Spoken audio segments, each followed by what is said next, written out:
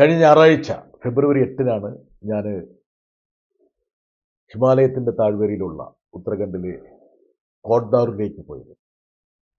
കോട്ട്ദ്വാറിൽ പോകാനുള്ള കാരണം നിങ്ങൾക്കെല്ലാം അറിയാം. അവിടെ ഒരു ജിമ്മ് നടത്തുന്ന മുഹമ്മദ് ദീപക്കിനെ കാണാൻ വേണ്ടിയാണ്. ദീപക് കുമാർ എങ്ങനെയാണ് മുഹമ്മദ് ദീപക്കായത്?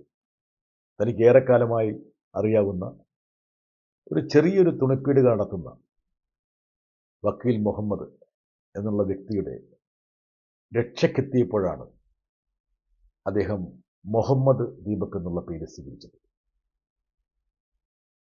ഈ വക്കീൽ മുഹമ്മദിൻ്റെ 35-40 വർഷമായി നടത്തുന്ന ഒരു തുണിക്കടയാണ്.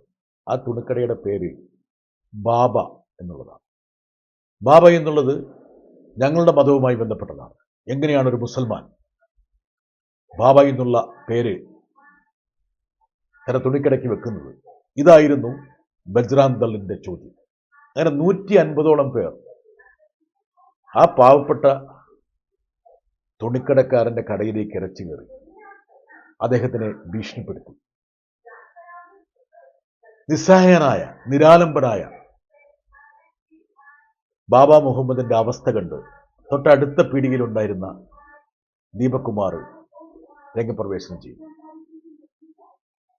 ദീപക് കുമാറിന് പ്രത്യേകിച്ച് രാഷ്ട്രീയമൊന്നുമില്ല. പക്ഷേ അദ്ദേഹത്തിന്റെ മനസ്സിലെ ഹൃദയത്തിൽ രാഷ്ട്രീയമുണ്ട്. അത് മാനവികതയുടെ രാഷ്ട്രീയമാണ്, മറ്റൊന്നുമില്ല.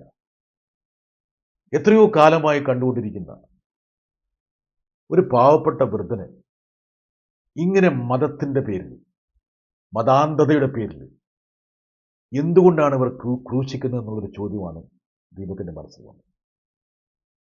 അങ്ങനെ ഒറ്റയ്ക്ക് ദീപക് കുമാർ ജിമ്മൊക്കെ നടത്തുന്നതുകൊണ്ട്, ട്രെയിനറും കൂടിയായതുകൊണ്ട് നല്ല ശാരീരിക അവസ്ഥ ദീപക്കിനുണ്ട്.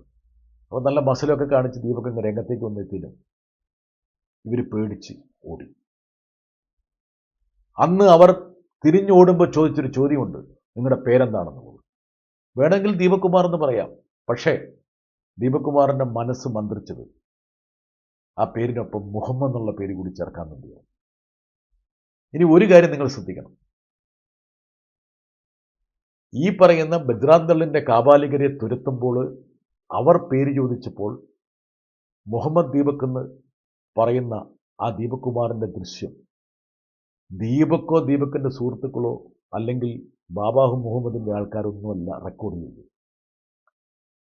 ആ പ്രദേശത്ത് മുഴുവൻ ധ്രുവീകരണം, ഭയപ്പാട് സൃഷ്ടിക്കാൻ വേണ്ടി ഈ തിരിഞ്ഞോടിയവർ തന്നെയാണ് റെക്കോർഡ് ചെയ്തത്.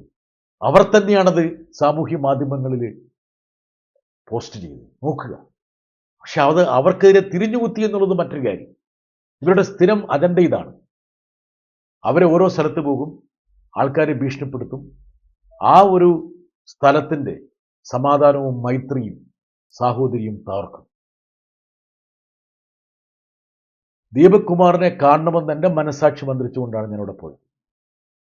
അവിടെ ദീപക് കുമാറിന്റെ അമ്മയെ കൊണ്ട്, അമ്മ എന്ന് പറഞ്ഞത് ദരിദ്രയായ ഒരു സ്ത്രീ, ചായ വിറ്റിട്ടാണ് ജീവിക്കുന്നത്. ചായക്കട എന്ന് പറയുമ്പോൾ നമ്മുടെ നാട്ടിലെ ചായക്കട പോലും നല്ല ചെറിയൊരു ചായ പീടിക. പക്ഷെ അമ്മ പറഞ്ഞു, ആ നിരക്ഷരയായ അമ്മ പറഞ്ഞു, എൻ്റെ മകൻ ചെയ്തതാണ് ഏറ്റവും നല്ലതെന്ന്. അങ്ങനെ ദീപക് കുമാറിനെ കണ്ടു, ദീപക് കുമാറിന്റെ കുടുംബത്തെ കണ്ടു, ബാബ മുഹമ്മദിനെ കണ്ടു. രണ്ടുപേരുടെയും കൈപിടിച്ച് ഞാൻ കോട്ട്ദ്വാറിന്റെ തെരുവിലൂടെ നടന്നു. അത് നടന്നതൊക്കെ ആകസ്മികമായി നടന്നതാണ്. എന്താ കാരണം വെച്ചാൽ ഇവരോടൊപ്പം നമ്മളുണ്ട് എന്നുള്ള ഒരു സന്ദേശം നൽകാൻ കൂടിയാണ്. മാത്രമല്ല 150 പേരുണ്ടായിരുന്ന ആ ജിമ്മിൽ ഇപ്പോൾ 6-7 പേരേ ഉള്ളൂ. ബാക്കിയുള്ളവരെല്ലാം ഭയപ്പെടുത്തി അവിടുന്ന് തിരിച്ചയച്ചു.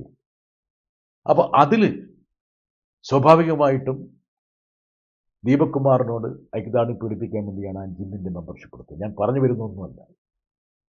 ഞാൻ പോയി ആ ജിമ്മിൽ മെമ്പർഷിപ്പ് എടുത്ത വാർത്ത അറിഞ്ഞു. എത്രയോ പേരാണ് ഇപ്പോൾ ദീപക് കുമാറിന്റെ ജിമ്മിൽ മെമ്പർഷിപ്പ് എടുക്കാൻ വേണ്ടി കാത്തിരിക്കുന്നത്. സുപ്രീം കോടതിയിലെ മുതിർന്ന അഭിഭാഷകൻ, മലയാളി കൂടിയാണ്, അഡ്വക്കേറ്റ് ദിനേശ് ആദ്യം എന്നെ വിളിച്ചു ചോദിച്ചു, ഞാനൊരു മെമ്പർഷിപ്പ് എടുക്കട്ടെ എന്ന്. ഞാൻ പറഞ്ഞു, നല്ല കാര്യമില്ലേ. പക്ഷേ ദിനേശിനെ തന്നെ അത്ഭുതപ്പെടുത്തിക്കൊണ്ട് സുപ്രീം കോടതിയിലെ മുതിർന്ന ഒരുപാട് അഭിഭാഷകർ തന്നെ സ്വമേധയെ മുമ്പോട്ട് വന്നു. ഇപ്പോൾ 25 സുപ്രീം കോടതി അഭിഭാഷകരാണ് നമ്മുടെ ദീപക് കുമാറിന്റെ ജിമ്മിൽ മെമ്പർഷിപ്പ് എടുക്കാൻ വേണ്ടി മുമ്പോട്ട് വന്നിരിക്കുന്നത്. നമ്മുടെ ചുറ്റും അന്ധകാരമാണ്. ഞാനിപ്പോൾ ഉത്തരേന്ത്യയിൽ നിന്നാണ് സംസാരിക്കുന്നത്. പക്ഷേ ഈ അന്ധകാരത്തിനിടയിലൂടെയുള്ള ഏറ്റവും ശക്തമായൊരു പ്രകാശകിരണമായിട്ടാണ് യഥാർത്ഥത്തിൽ ദീപക് കുമാർ ഉദിച്ചുയർന്നിരിക്കുന്നത്. ഒരുപാട് ഭീഷണി അദ്ദേഹം നേരിടുന്നുണ്ട്. കഴിഞ്ഞ ദിവസവും ഭീഷണി ഉണ്ടായിരുന്നു. सभी भाइयों को जय श्री राम। पूरी ताकत से कोट द्वार इस मोहम्मद दीपक के जिम पर पहुंचना है, इसकी औकात इसे बतानी है। हर हर महादेव। പക്ഷേ നമുക്ക് തിരിച്ചുപിടിക്കാൻ കഴിയുന്നതാണ് നമ്മുടെ സാഹോദര്യവും മതനിരപേക്ഷതയും എന്നുള്ള ഒരു ശക്തമായ സന്ദേശം കൊടുത്തുകൊണ്ടാണ് ദീപക് കുമാർ ഇന്ന് ഈ ഹിമാലയൻ താഴ്വരയിൽ ഉദിച്ചു നിൽക്കുന്നത്. ആ ദീപക് കുമാറിനോട് ഐക്യദാർഢ്യം പ്രകടിപ്പിക്കാൻ വേണ്ടി ആൾക്കാർ രംഗത്ത് വരുമ്പോൾ അത് എൻ്റെ ആ ഒരു യാത്ര സഫലമായല്ലോ എന്നുള്ളൊരു സന്തോഷം കൂടി എനിക്കുണ്ട്.